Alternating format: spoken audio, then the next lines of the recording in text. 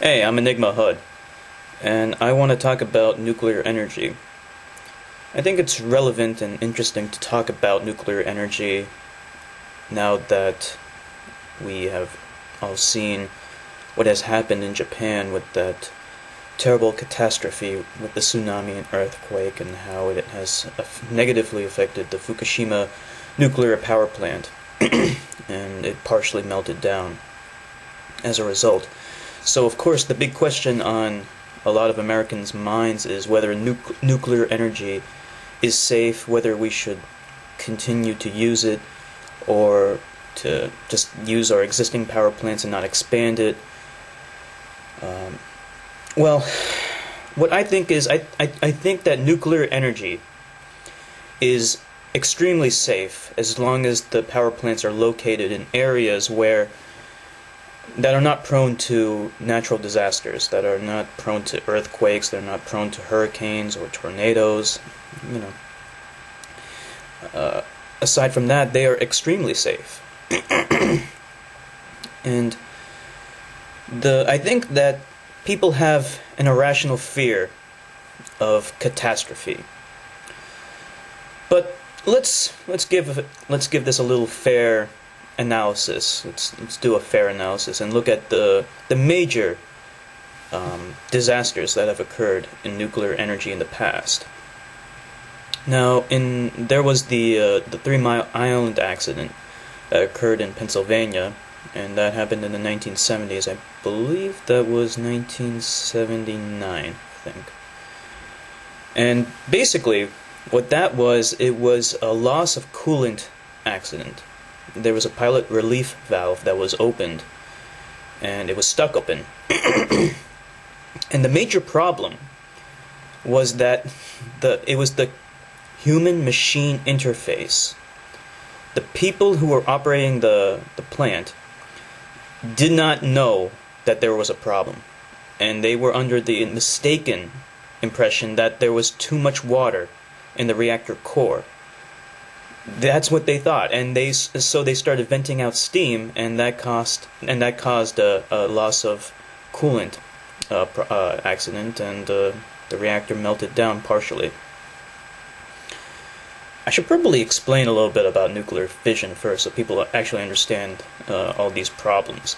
Well, how do we get energy from fission? Well, fission takes a neutron and bombards a heavy atom's nucleus with this neutron, and then that splits into 2 lighter elements, and in the process it releases energy. These neutrons are naturally emitted by isotopes of uranium or plutonium or something like that, something fissionable, and it happens all by itself. You can limit the amount of firing by using something that absorbs the neutrons, and they normally use control rods made out of boron or something like that, which can absorb the neutrons, and it just turns into heat instead of causing more fission. And so that's what they use to shut down a nuclear reactor. But the problem is that after nuclear reactions have already occurred, fission has already occurred, the nuclear products will in fact decay into other products, and this will release tremendous amounts of heat, and they call this decay heat. So even after the fission has stopped, they need to have something to cool down the fuel rods, which hold the fissionable materials like uranium or whatever. And they cool it down usually just using normal water. So, in a reactor, they have these fuel rods that during normal operation are covered with water, and then it heats up the water, turns it into steam, then the steam rises, spins a turbine, and produces electricity. During a scram, that's when they shut down the reactor, and they insert control rods into the fuel assembly, and then it shuts down fission. But then you have to have some way of maintaining that water level so that the fuel assembly is still covered and cooled down so that the decay heat doesn't melt the fuel rods. That will cause a catastrophe at that point if you have a loss of coolant. So you need other mechanisms there to make sure that the water is not evaporating into steam and then just being lost. And that's what happened at 3 Mile Island. The the indicators, they were under the impression, these operators were under the impression there was too much water. So they were releasing steam, and that was making it worse. And so the reactor core was uncovered, and when the reactor core is uncovered for too long, eventually it's just going to melt. And that's exactly what happened. Now, the other kind of accident is called a nuclear excursion, and that occurs when it basically means that an explosion occurs due to rapid nuclear fission, and it's also called a criticality accident. And it's far more severe than a meltdown because the thing has actually blown up. So to wonder or be worried about something melting down is somewhat moot at that point. And this is what happened at Chernobyl. Now at Chernobyl, what they were doing, and this happened in 1986 in the former Soviet Union, and I believe Chernobyl is located near Belarus, but I don't think it's in Belarus. But anyway, what happened at Chernobyl was they were conducting an experiment to see if they could use the momentum in the turbine. If steam was shut off to it, if they could still extract some energy from the turbine to power a water pump and provide coolant for the reactor core for at least a minute. That's what they were trying to experiment with. Because apparently they do have backup diesel generators to provide coolant to the reactor in the event of a scram, but the problem was it took like a minute for them to get up to full speed. So they wanted to kind of bridge that gap using the spin down of the turbine and energy's momentum to provide coolant during that interim period. Now the problem with that was they were running the reactor in order to conduct the experiment. They were running the reactor at a very, very low power level. And the reactor was designed in such a way, it was poorly designed. It was designed very... Basically what the problem was is that the reactor was not... it was being poisoned. There's this thing called a nuclear poison. It's when substances build up in a reactor that act as a neutron modulator. In other words, it acts as the same function as the control rods. It's absorbing neutrons. And so the reactor was being poisoned while they were trying to run it at a low level, so power was decreasing further. And then they started withdrawing more control rods to the point where almost all the control rods were withdrawn. And the reactor was at low power even while all the control rods were withdrawn, and that was very, very dangerous. It made the reactor extremely unstable. And it was being flooded with coolant, and that also acts as a neutron modulator. And I believe what happened was there was a steam flash. And when steam forms, that also poisons the reactor. Oh, excuse me, not poisons. It does the exact opposite, because it doesn't act as a neutron modulator as well as just regular water. And so there's a power surge. And then the reactor scrammed. But that just exacerbated the problem because apparently the tips of the reactor control rods were made out of graphite. And those were not acting as neutron modulators.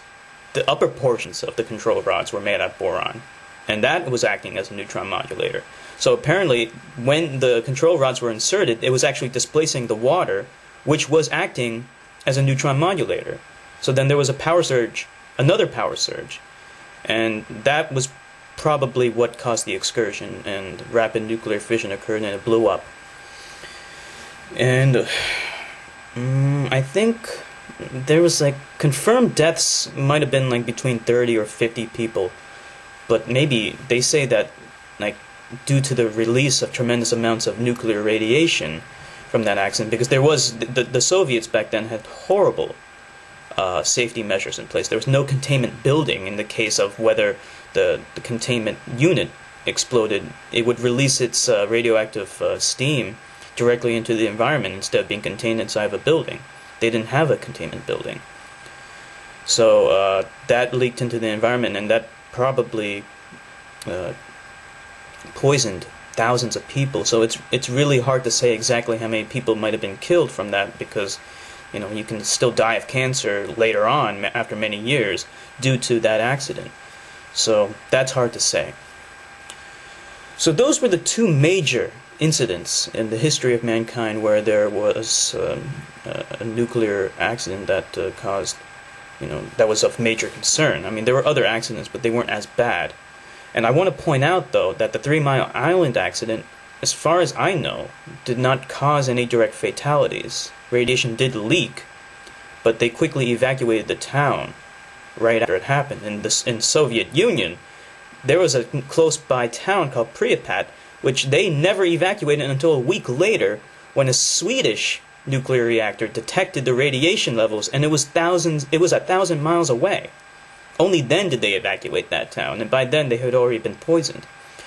So what I'm saying is that those mistakes of the past have mostly been, at least in the United States, have been dealt with. In some cases the hard way, in the case of 3 Mile Island, but no one died, as far as we know, from that. And we have a very good understanding of knowing how to contain a nuclear accident now. The Soviets, I don't know about those guys. Okay, I mean, well, they're not the Soviet Union anymore. Maybe they have better regulations now. I don't know. But in the United States, there is a tremendous amount of effort being put into safety for nuclear reactors. So I do think that it's very safe, and ever since 3 Mile Island, there hasn't been any major nuclear accidents in terms of human error, But the recent accident in Japan has raised some concerns about, okay, well, even if we push out human error, we're still at the mercy of nature. What happens if there is, in fact, some kind of natural disaster and then something goes horribly wrong? It's possible. But you could say that about, almost anything. I mean, so many, like at Fukushima, nobody has died so far yet. I mean, it's a terrible accident, but 10,000 people died in the tsunami and earthquake, but no one has died from the partial meltdown at Fukushima yet. So I still don't think that the dangers of natural disasters and their effect on nuclear energy is significant enough for us to be concerned or compelled to be deterred from pursuing nuclear energy. That's what I think, though. I mean, I also think that people have an irrational fear of catastrophe. People were evacuating Tokyo, where the radiation levels were elevated, but they were still at safe levels.